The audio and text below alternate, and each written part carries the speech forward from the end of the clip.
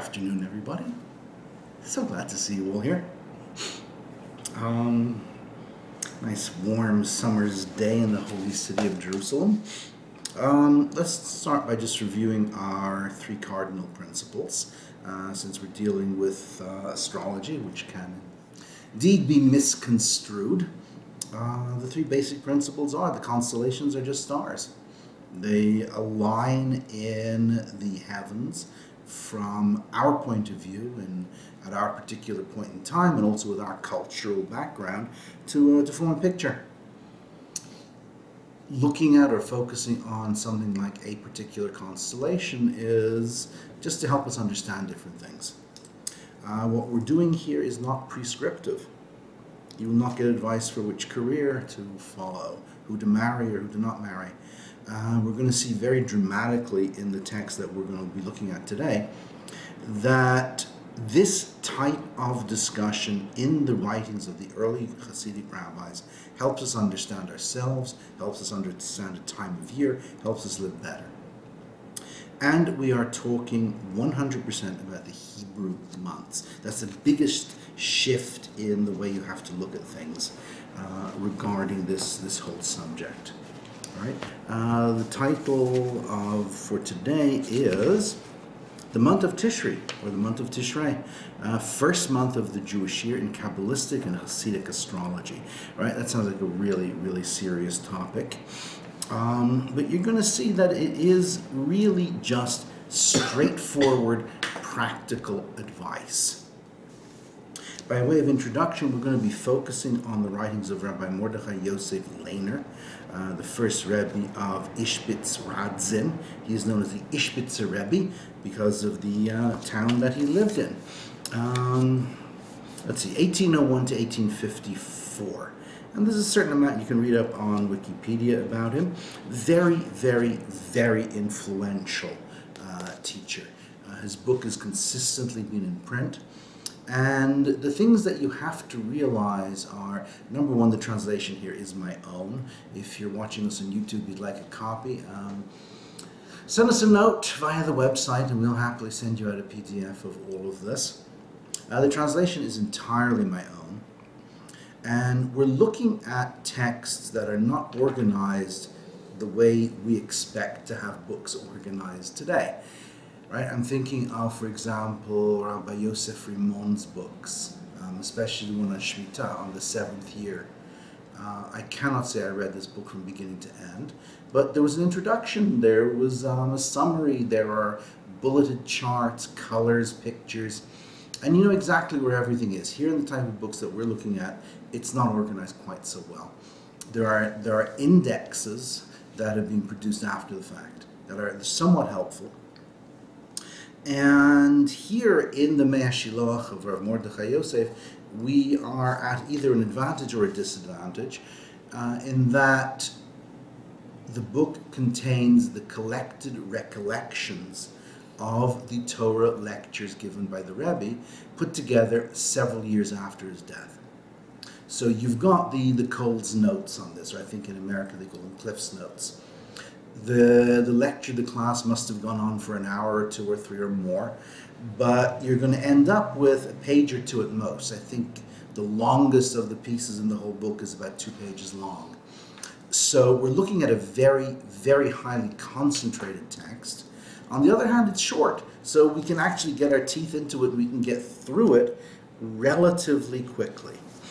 So what we're going to do here is take a look at, number one, the ultimate source about the month of Tishrei, and that's going to take us back to the very, very beginning of this whole series, the Sefer Yetzirah, the Book of Formation, and what the 5 things connected to the month are.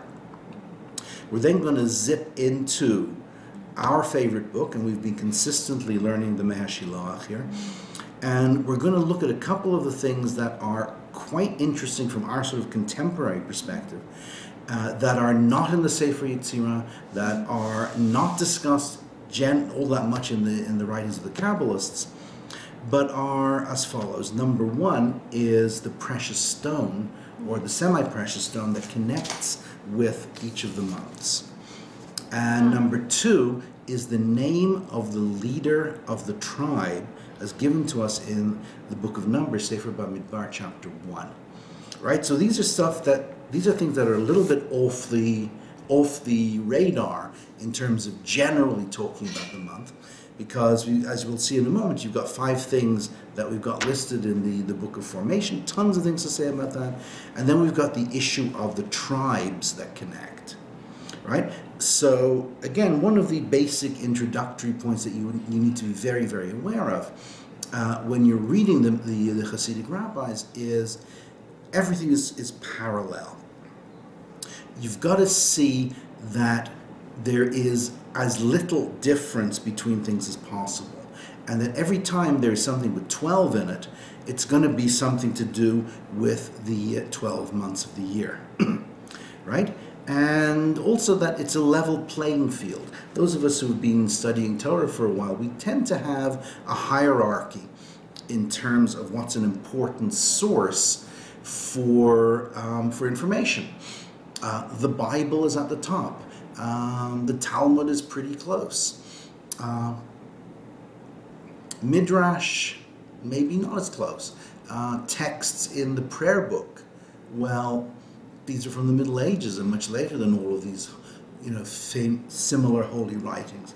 But largely, the Hasidic rabbis are going to take this as a level playing field.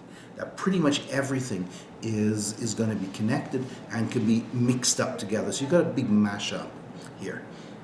Okay, so let's jump into this.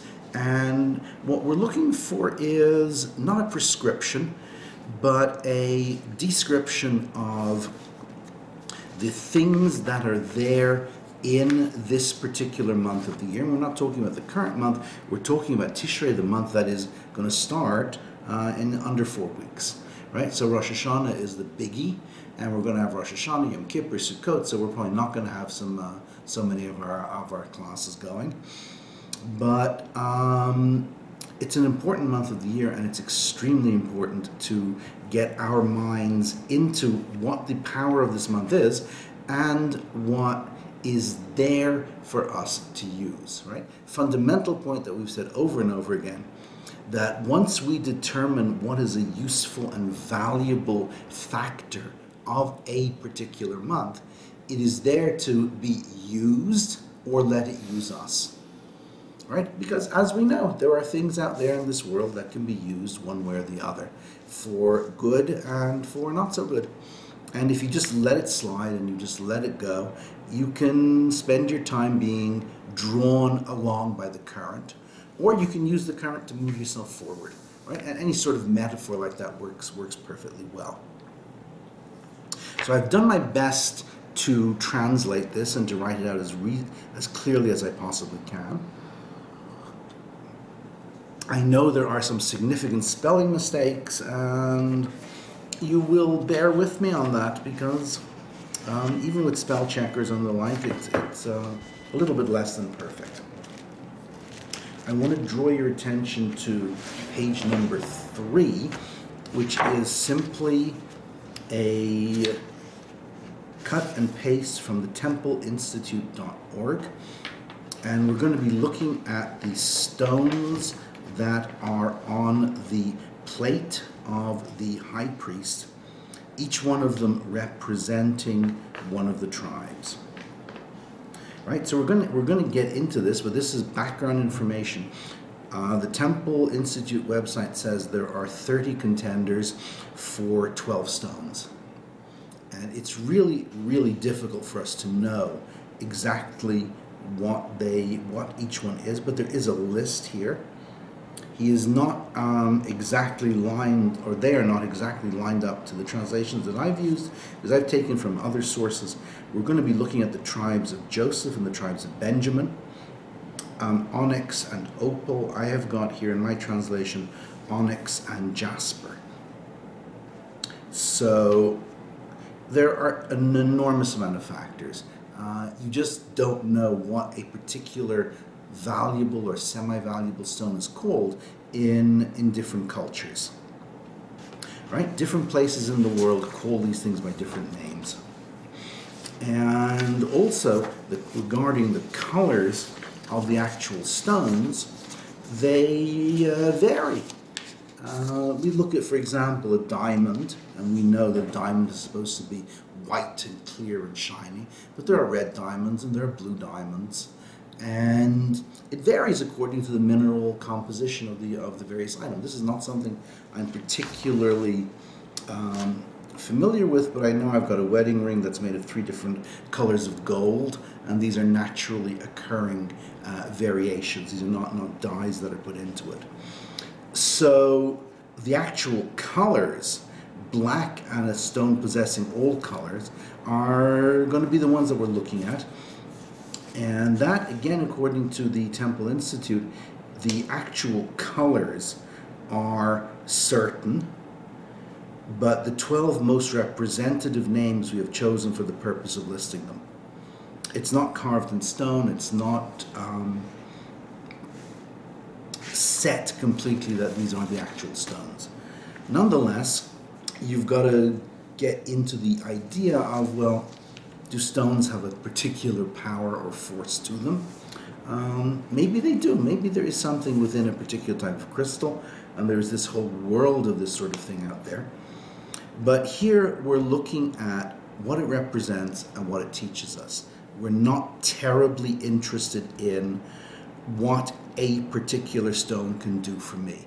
Various types of opal, and this is information I just got from the internet. Opal, which is going to come up here, is, or in various cultures, is used for all sorts of things. It's used as a cure for hangovers, and it's used also to women. It's given to women who are giving birth, and it's supposed to calm the pain and the difficulties of giving birth. So different cultures have used these things very differently and believe different things about them.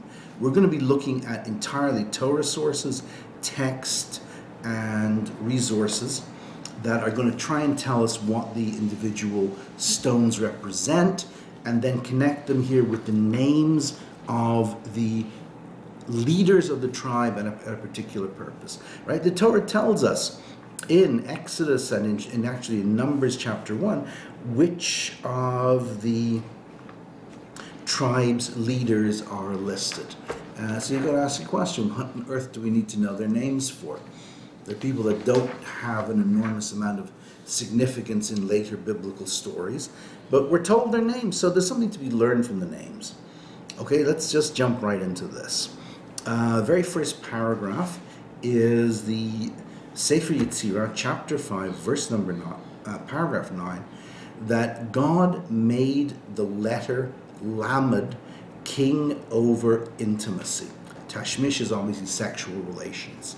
First month of the year, the issue is letter Lamed, and we're not going to be touching on this at this time, and we're not going to be dealing with intimacy either. But the text tells us that he bound a crown to it, combined one with the other. So we're talking about a time before creation. So God is existing, and none of us are even thought of, or we've been thought of, and we ain't here. The world isn't there. But God somehow takes the letter Lamed, or something that represents what the letter Lamed is, or what the letter Lamed represents.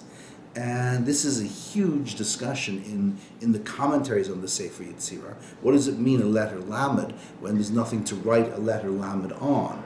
What does it mean, intimacy, when there are no two people to be intimate? But we're dealing with things that are from a period for which there is really no way of expressing it other than using the terms and the words that we have. So God put these two things together, and with them he formed the constellation Libra, and we have to always look at the Hebrew terminology, Moznaim, the balance, the scales in the universe, and the month Tishrei in the year. This is easy. It's really, really straightforward to figure out what we're looking at here. Certainly with the constellation Libra, the balance, the scales, because this is a time of the year when Jewish people believe that we are judged by God. God is sitting up there and holding our deeds in a scale of balance, our good deeds on one side, our not so good deeds on the other. So that Libra is the constellation here, that makes an enormous amount of sense. Tishrei, generally taken to be a rearrangement of the words Reshit, beginning. The names of the months do come up in these types of discussions, and they're going to be used as acronyms. And if you take the Hebrew letters Taf, Shin, Resh, Yud, you can rearrange them to be Resh, Shin, Yud, Tav, which can be read as Reshit. Not exactly, there's an aleph missing somewhere, but it's close enough. And then the gallbladder in the soul of male and female. This is the most enigmatic bit of it. The first four things we get the letter, we get the thing that you do with your body, we get the constellation, we know the month, we can sort of understand this.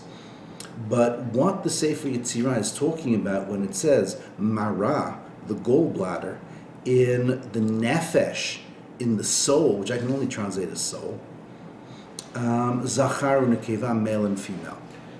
In every single month, always whatever organ, male and female. Is there any one that's not male and female? So no, all of them. What's the point of this? That's the question. That's the question, and that is one thing that we have to leave the tzarich iyun. It's an enormously complicated thing, what it means across all the commentaries that talk about it.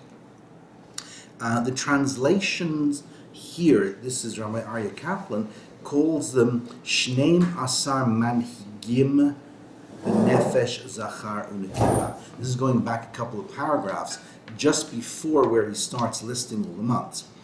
There are 12 manhigim, there are 12 directors, there are 12 forces within the human body. So we know it in a couple of different ways from the Bible itself. There are, for example, Abraham. How did Abraham learn Torah? It's very well known that he learned it from his kidneys, right? The kilayot are a source of learning and of wisdom, or at least of advice.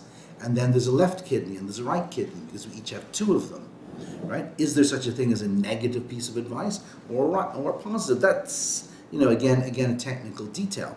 But each of these body parts and organs, which are mostly human, but once we get into them, you'll see that one or two of them in fact, are in animals.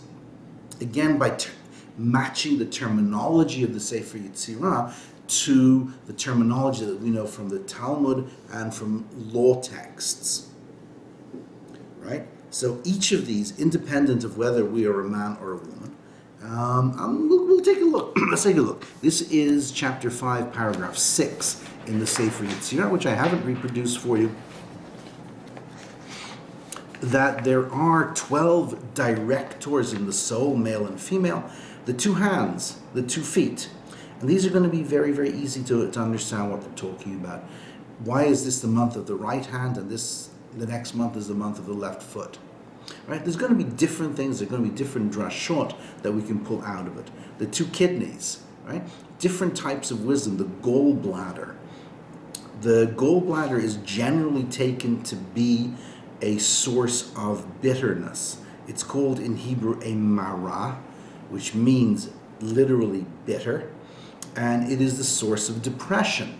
If you say to your psychiatrist, I am feeling a great deal of mara shechora, I'm feeling black bitterness, the black bile is taking over my life, a Jewish psychiatrist here in the state of Israel will say, yes, I will prescribe you an antidepressant, right? This is reasonably common terminology. The intestines, right? And it's specifically the small intestine as opposed to the large intestine. The liver. Your liver is generally taken to be the source of bad things. The liver is what purifies the blood. The liver has the most blood in it. Then we get to something called the kurkevan and the keva. The kurkavan is generally translated as the gizzard of fowl. It's something to do with the grinding of food, and it's to do with digestion, what you do with your food.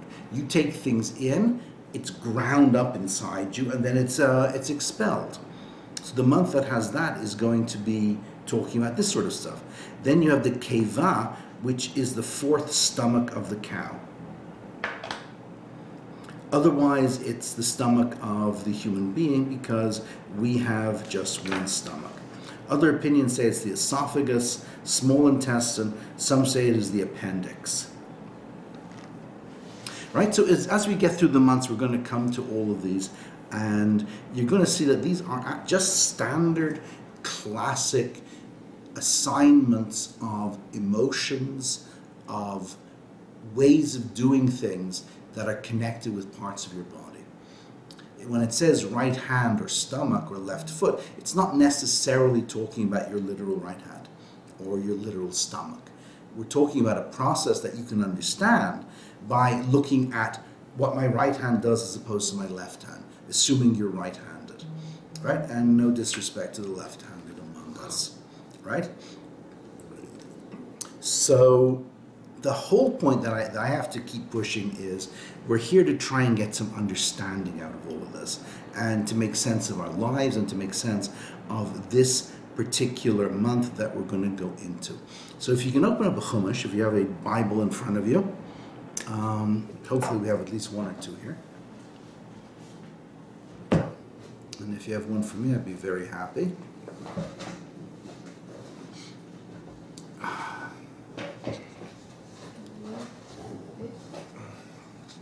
All right, I need the large print edition, thank you. Okay, so we're going to look at two things, right? Obviously, anything that comes in 12 is going to be connecting to the stuff that we want to talk about. So we're in the book of Exodus, Sefer Shemot, chapter 1.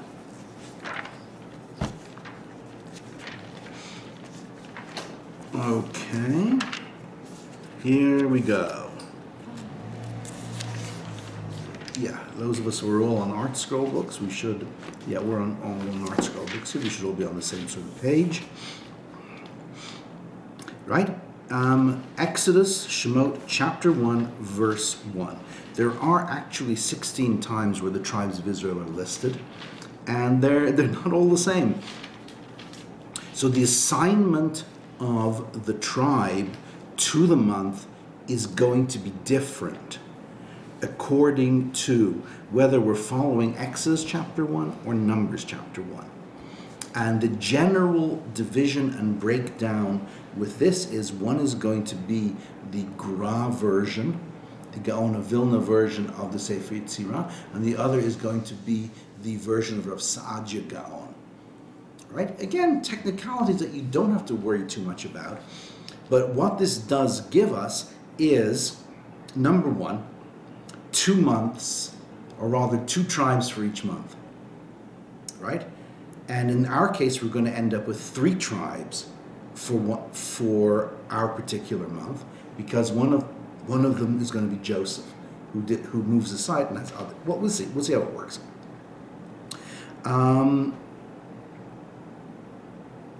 Okay. Exodus chapter 1, verse 1. These are the names of the children of Israel who came to Egypt. We're coming into Egypt. Jacob, everyone in his household. First, Reuven, Shimon, Levi, Yehuda. Issachar, Zevulun, Binyamin, Dan, Naphtali, Gad, Asher. Okay, so that's the particular order there. All right, Joseph is already in Egypt, and we have now a list of 12 tribes.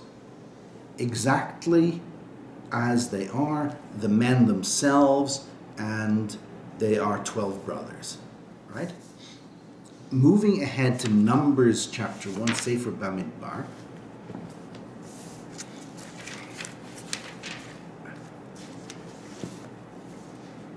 And I'll keep a mark here. Okay, Book of Numbers.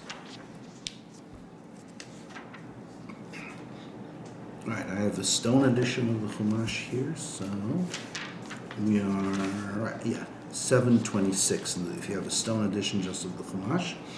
Parshat Bamidbar. We're looking at a census in the wilderness and the leaders of the tribes. Right? So God speaks to Moses in the wilderness of Sinai. We've left Egypt. The Red Sea has been split. The Torah has been given. All sorts of good things. And here are the names of the leaders of the tribes. Right? So you're going to notice something here. And you're going to see a great deal of similarities. But in addition to the names of the tribes, we have the leaders of each of the tribes, because each one of those is going to help Moses count the Israelites. If you look a little bit, verse number 10, for the children of Joseph, for Ephraim, Elishama the son of Amihud, for Menashe, Gamliel the son of Pedatsur. So the tribe of Joseph is divided up into two, right? And that means you have 12 tribes, because Levi is left out, right? You get all the lists here, but it's only later on that we get the Levites, the legion, the army of God.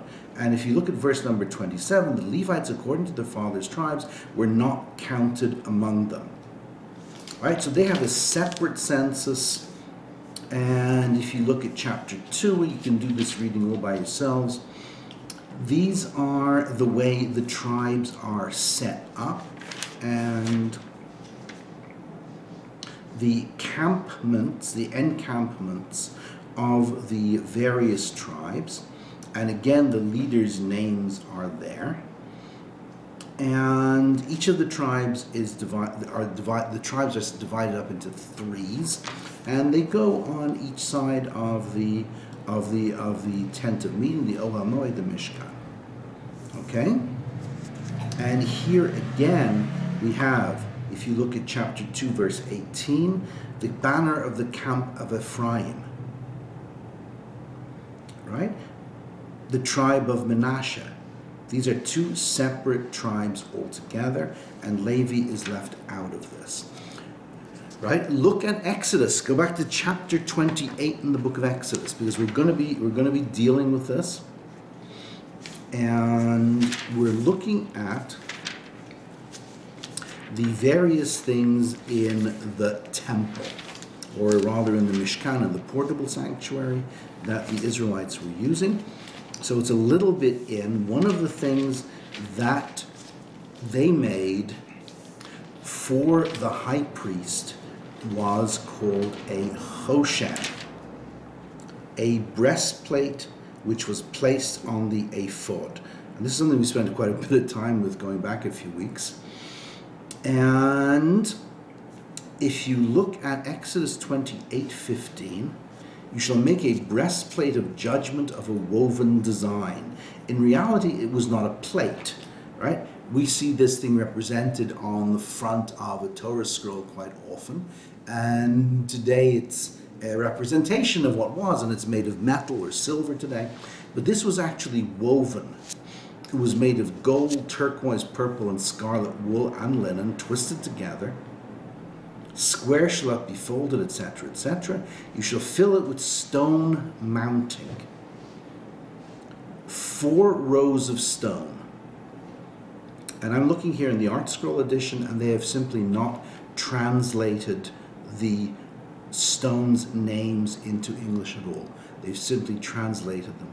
There were 4 rows of stones, and the stones in each row represent one of the 12 tribes. And in fact, the names of the sons of Israel, the 12 tribes according to their names, engraved like a signet ring, each according to his name, shall they be for the 12 tribes. That's verse 21. So there were these 4 rows of 3 stones each, and you can see that the drawing of it, or you can go to the website of the Temple Institute, and you can look at the reconstruction there. And they have selected certain stones based on their incredibly extensive research. But we're just going to use various stones that we are familiar with to start getting some meaning out of all of this, okay? So the starting point is text number 1. MHS stands for Mei HaShiloach. I did not write that out. Oh yeah, I did. Here on the Hebrew, it's the very first one on the right, at the top of the right-hand column. And it's where we started this whole thing. This is where we began at the very beginning, that there are 12 words in a piece of Gemara, in a page of the Talmud, on Rosh Hashanah, that the rabbis had a fair amount of difficulty understanding, right? That should be familiar. Hopefully you recall some of this. And through their knowledge and experience with other languages, they were able to understand what these 12 words are. Absolute bottom line rule. Everything is on an equal playing field. Here we're what looks like just being dictionary discussions of scholarly rabbis trying to figure out what some words mean. No, this is a number 12. It's got to be connected to the 12 tribes, and the Mei HaShiloach does it for us.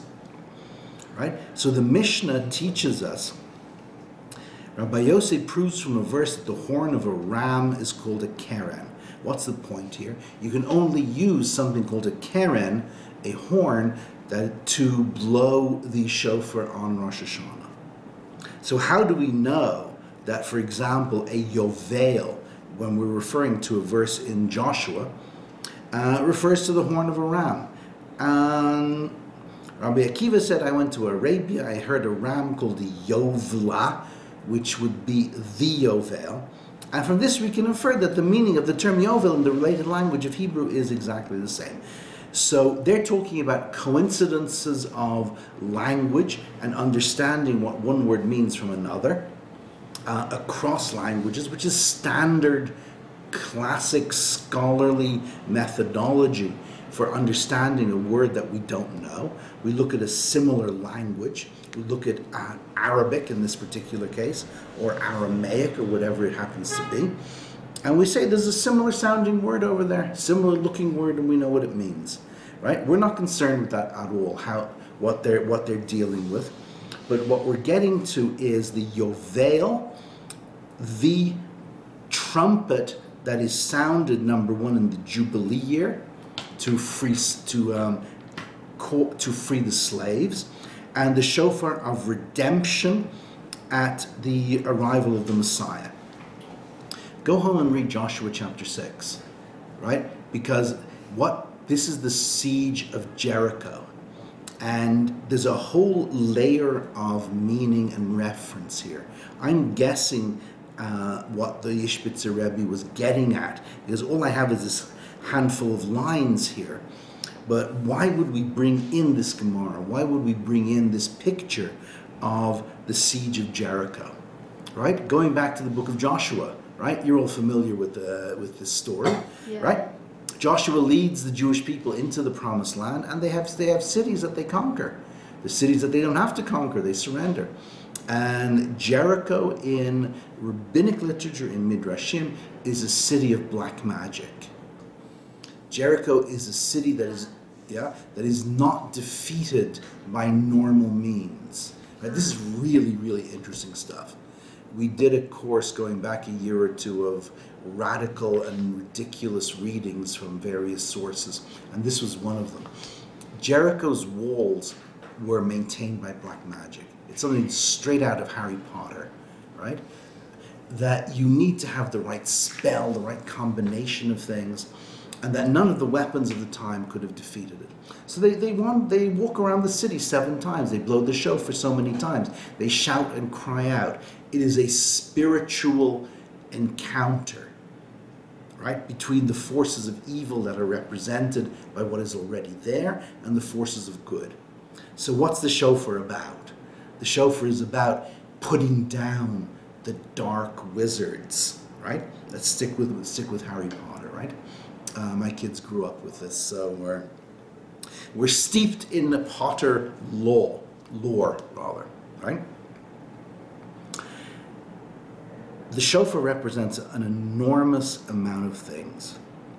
And where it's the Rashi text starting in the Hebrew, and it's the third paragraph here in the English, here is a list of 12 things that correspond to the 12 months of the year. The ram's horn, the yovel, which literally means jubilee, but also has the same meaning of ram's horn, refers to the month of Tishrei. First one on the list, first month of the year. Because in this month, a person must understand that God can take Israel out of bondage. B'zeh HaChodesh, this is the only point we need to take here. And this is where we started again, if you remember that sheet where we had all of the focus points of the months. B'zeh HaChodesh, in this month, tzarich ha'adam lahavin.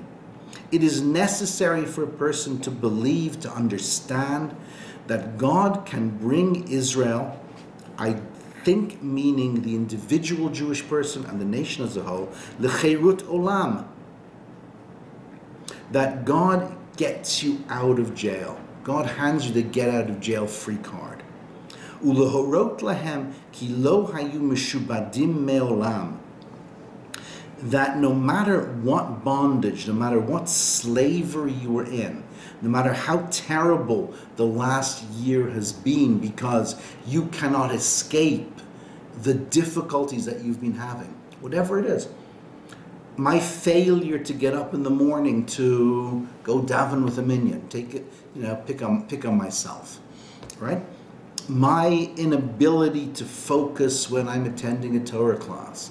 Let's not get into all the other difficult and horrible things that people can be enslaved by.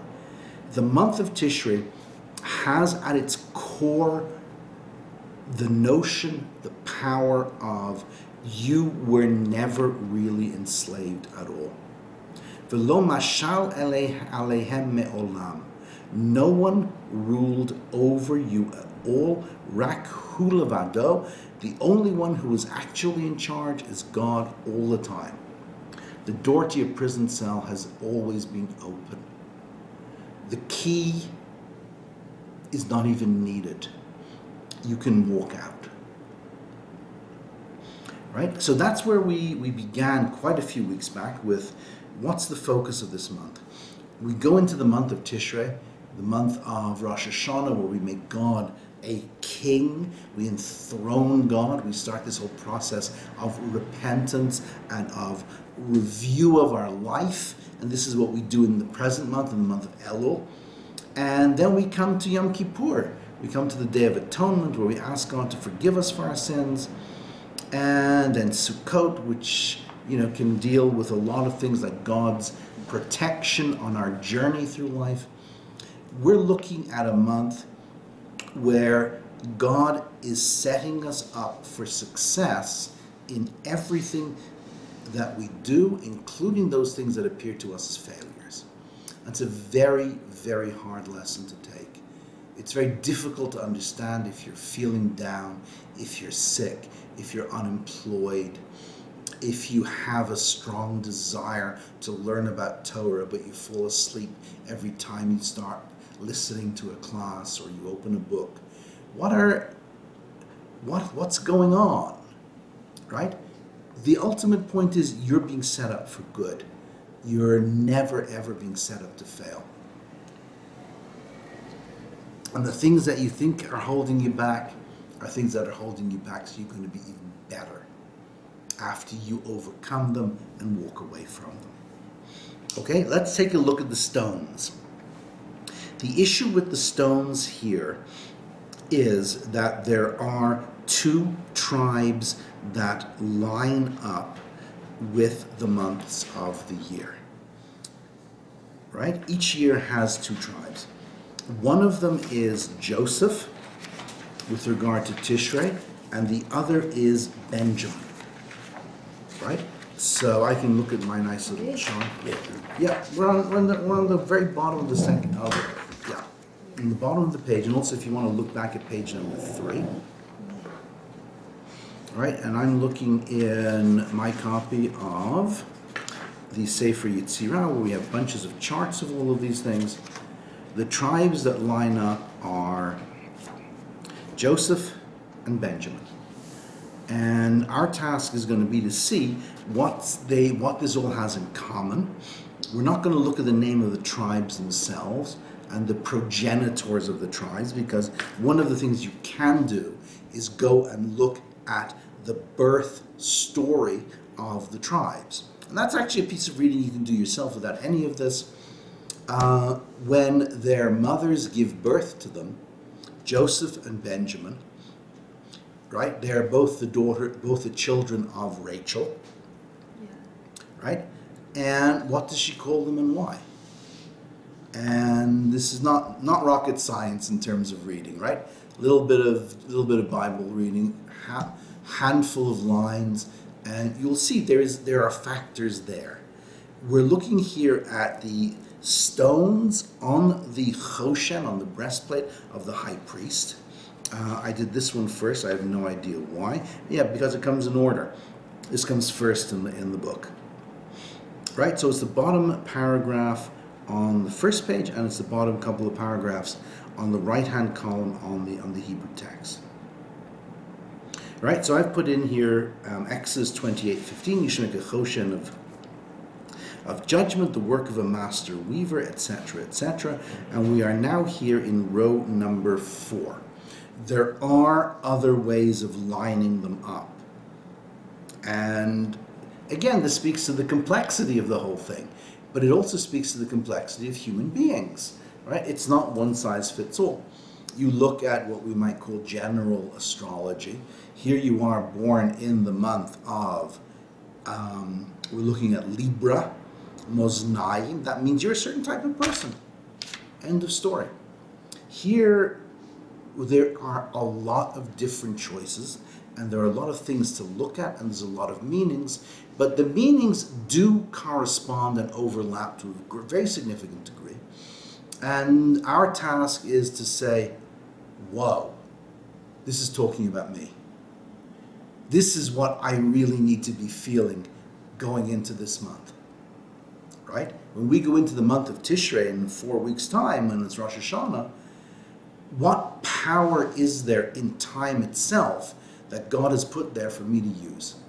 Or if I'm born in that month, or if I have a child born in that month, or if I have a relationship with someone born in that month, maybe there's something I can understand more because I've learned this. And you will either get the eureka moment or you won't, because these are books that genuinely reach out and grab you. Did you ever read a book called Jonathan Strange? Amazing, amazing. Again, if you like Harry Potter, this is you do good. If you like Potter, this is like Harry Potter for adults, and it's written by an English woman whose name I forget.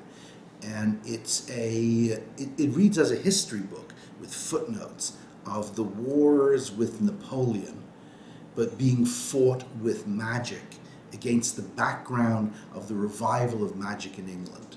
And right at the very beginning, there's a distinction that's made that I think is very, very valuable, that there are a lot of books that are written about magic. Yeah. This is the book. Joanna Clark wrote the book.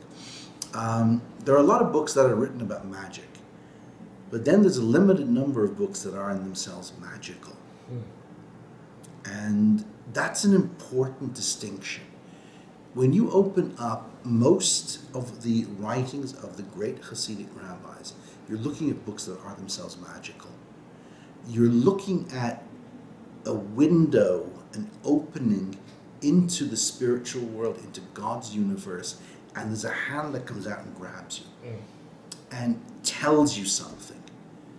And sometimes it's a foot that comes out and gives you a kick, because you need to be given a kick, and you need to be told, this is wrong. You're not doing the right thing. You're looking at things totally wrongly, or incorrectly. Wrongly isn't really a word. But these are the sort of books we're looking at here. And I think that's a very important realization. So here we go. Shoham. Right? is a violin, one of a cellist, right? Gil Shoham's a cellist. Onyx. Onyx is the stone of Joseph.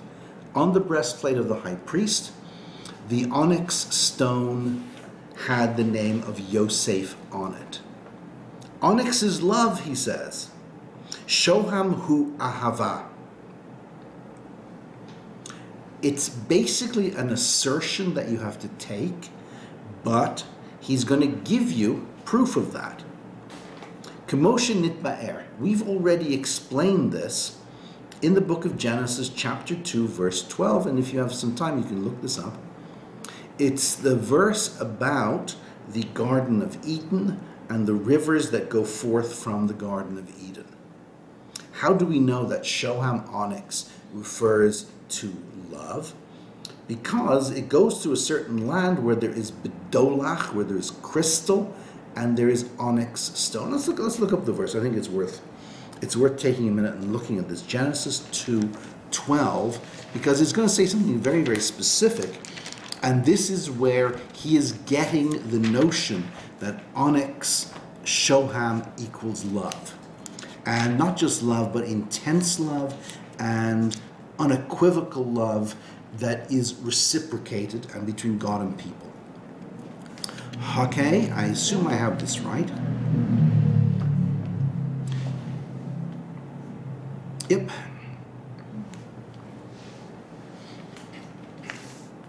A river issues forth. I've gone back a couple of lines. We're in Genesis chapter 2, Bereshit, Perek Bet, and we're in verse 10. A river issues forth from the Garden of Eden to water the garden. And from there it is divided and becomes 4 headwaters. The name of the first is Pishon, the one that encircles the whole land of Havilah, where the gold is. The gold of that land is good.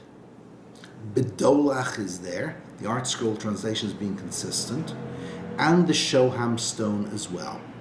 Right, we're saying Bedolach is some type of clear crystal, and Shoham is onyx. Not necessarily 100% correct, but we got to say something because we're talking in English here, right? So, the Ishbitzer Rebbe is looking at this particular verse, and on going back quite a few pages in the book, he says that this refers to the land of Israel. He's quoting Midrash, he's quoting Zohar. This refers to the land of Israel. Bedolach, crystal, is the temple, which is the source and the focus of yirah, fear, awe of God. And Shoham refers to the true love, or the only true love, which refers to the love between God and people. And this is based, again, Zohar sort of terminology, but always giving, right? You truly, truly love someone. We're not talking about a great love of chocolate here, right? We're talking about love of another person. All you want to do is give. Right? And that's the relationship of God and Israel. That God always wants to give us stuff, and that is love. And that's how we get to Joseph, right? It's not a simple connection, but once you see it and you look at it for a minute, it does make sense. Right? Joseph had a stone on the breastplate called Shoham. So the month we're looking at, the month of Tishrei, is the month of Joseph, and the month of the Shoham stone of the onyx, which refers to love. Ready? Liyosef haya ahava azah l'Hashem yitbarach. About the third line down on the top of page number 2. Joseph had a very strong love for God,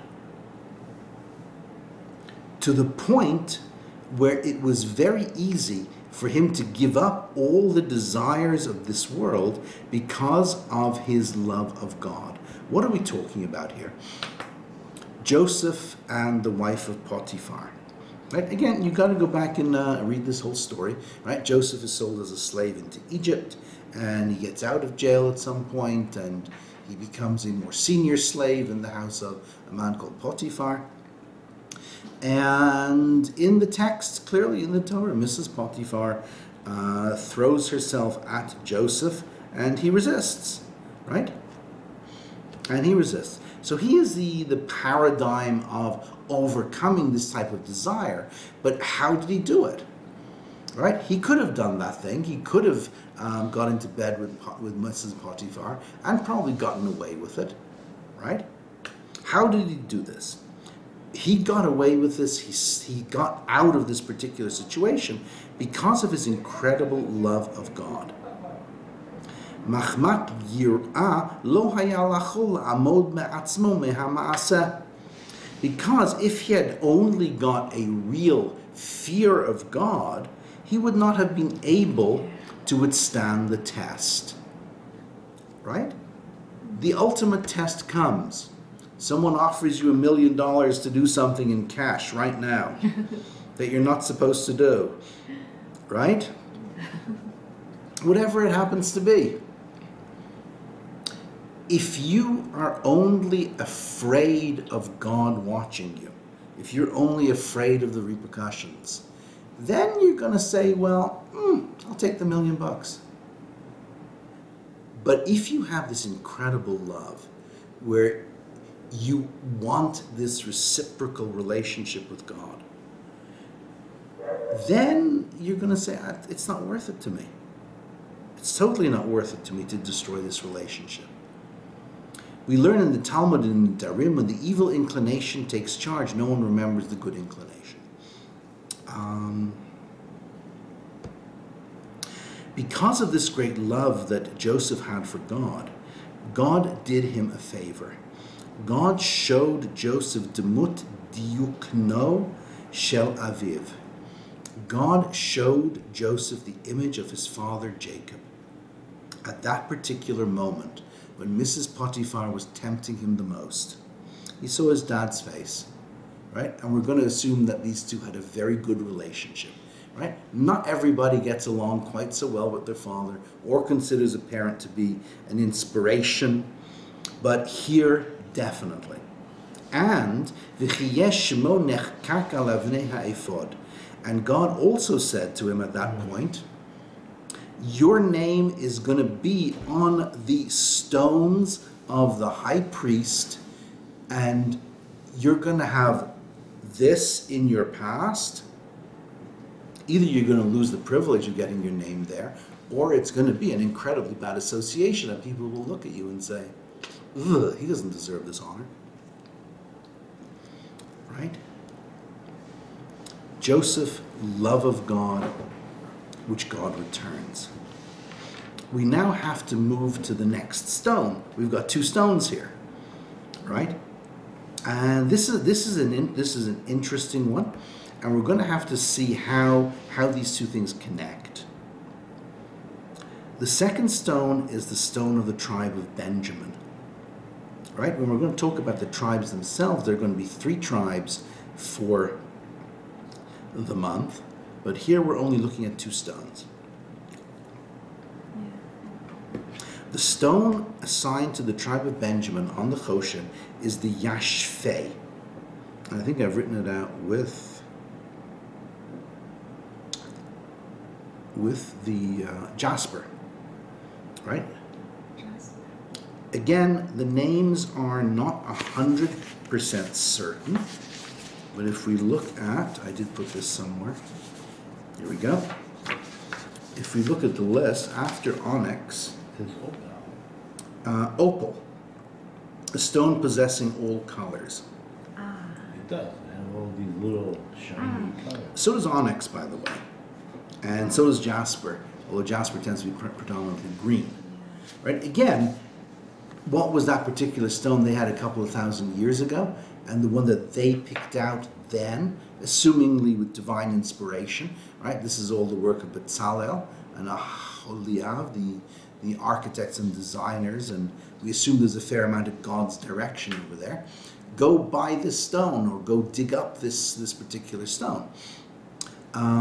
The precious stones can be very radically different in their appearance from one place to the next, from one mine that they get them from to the next. And in that era, they had this particular color, but in our time, the same stone looks very different. Right? So I'm just going to go ahead with the translation that I've gotten from somewhere or other. And this particular stone is the stone of Benjamin. What we're interested in is not the stone itself, right? And this is our disclaimer. Nonetheless, and notwithstanding that we do make a disclaimer on this, maybe there is something about that stone that can help remind you of this. Do we want to go as far and say the stone has some sort of energy to it and that it does some sort of magic for us? There is this thought, and I can even find you sources that talk about these things, that maybe you should keep these type of stones with you if you need to feel this type of thing. But here we're looking at a focus, and the shoham is, and the unconditional love. That is Torah sources. This is verses. This is midrash. This is Zohar. Here it's real simple.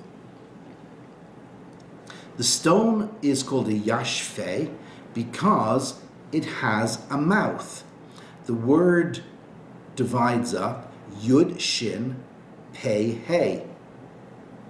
The Benjamin character, when we're looking at this aspect of the month of Tishrei, it has a mouth, livloa, to swallow, ulekabel, and to receive, kol hatovot hanimtsaim ba'olam, all the good things that are found in the world. Right? So yesh peh, there is a mouth, which we can of course read a number of different ways if you want. But here we're looking at Genesis chapter 49. Again, reading you can do yourself, relatively straightforward. It's actually one of the more complicated chapters in the Bible in terms of understanding it. Genesis 49, Bereshit, the very last chapter, is Jacob's blessing to each of his sons. Right? There are 12 sons, they each get a blessing. And the other chapter that parallels that is right at the end of Deuteronomy, at the end of Devarim, where we have Moses giving the blessings. So these lines where Jacob, one of the patriarchs, and Moshe, right, the leader of all Israel, they say a line or two about each of the tribes. With Jacob, it's the individual person he's addressing. With Moshe, it's the tribe as a whole. And these lines are significant. So Rabbi Mordechai Yosef is taking the line from the blessing of Jacob. Genesis 49:27, Benjamin is a wolf, he will hunt. Binyamin ze'ev yitraf.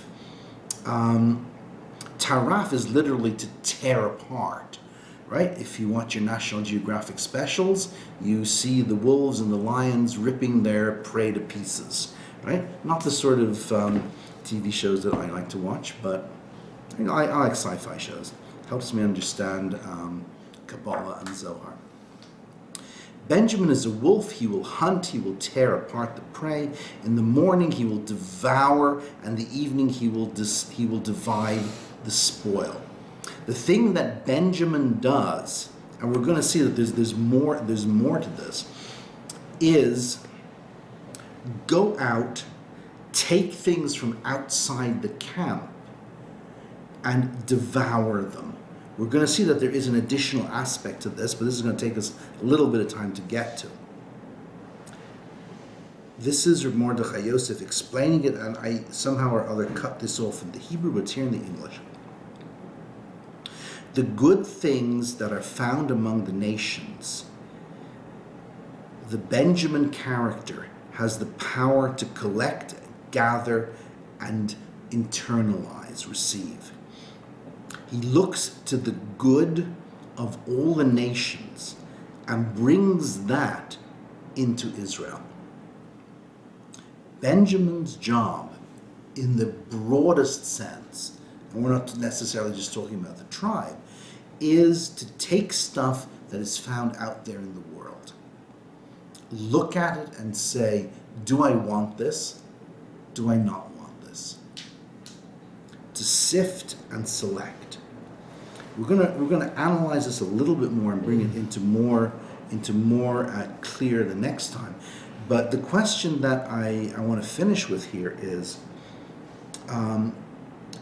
we're heading into the month of Tishrei, right? As of today, it's a little bit down the road, but here I am getting ready for Rosh Hashanah, getting ready for Yom Kippur, getting ready for Sukkot. What's my focus going to be? What are the energies that I have to work with in this particular month that is really so important? Because this is the first month of a new year. It's a month of all these incredibly high and important holy days. And what we've gotten so far from Joseph and his stone, the Shoham, and Binyamin and his stone, the Yashfei, or the Yeshpeh, I can put this into two words. From Joseph and the Shoham, we get love. We get absolute love of God, which is returned. It's a two-way street. And from the Yashfei and Binyamin, from Benjamin and the other son, which I've called Jasper, is to select, is an active process of sifting and selecting. So two things that are not the same, but must be connected in some way. In the month of Tishrei, there is out there an absolute commitment to love of God, love of Torah, connection with God, and that we do get on these major holidays because we put so much focus and so much intention into preparing for them and getting the full measure out of them. But you know something? There's a world out there. And there's a world out there beyond the Beis HaMedrash, beyond the study hall, beyond the synagogue. There are things even beyond what we would call Jewish observance and Jewish knowledge. There are things in other countries. There are things that other people have. And some of them have something good that we can take and we can take in. So maybe that's two sides of the same coin, or two stones that fit together. Right? Whether it will make a nice ring or a necklace, I have no clue, right? That you got to go to a jeweler and see what they can do for you. I'm assuming you know which stone is actually which. But the power and the focus has to be, there's a whole world out there. And there has to be good stuff in it, right? I mean, I produce this text on my computer, using Google Docs and using the internet. And the internet can be used to do an awful lot of bad things. I can scam people out of money on the internet, right? Not that I've had any such desire. Or respond to letters from lonely ladies in Nigeria and let them take all my money. There's positive and there's negative to everything. And the month of Tishrei has these forces and these foci, right? Correct plural of focus, right? Focuses. Love of God that is returned and reciprocal. God has your back. God is always there and giving you another chance, right? Which is the whole story of Rosh Hashanah, of Yom Kippur. And nonetheless, don't ignore the rest of the world, because it does have something to teach us. Okay, we're going to refine this a bit the next time, because we're going to get into the names of the tribes, leaders, the names of the tribes, leaders, and there are 3 of them. This is going to involve a little bit of Hebrew. If you have difficulty with Hebrew, we're going to spell out all of these words. But if Hebrew is not your best subject, talk to us. We can happily help you with all of that. Okay, thank you for your time and concentration. And we will continue this month of Tishrei thing next session.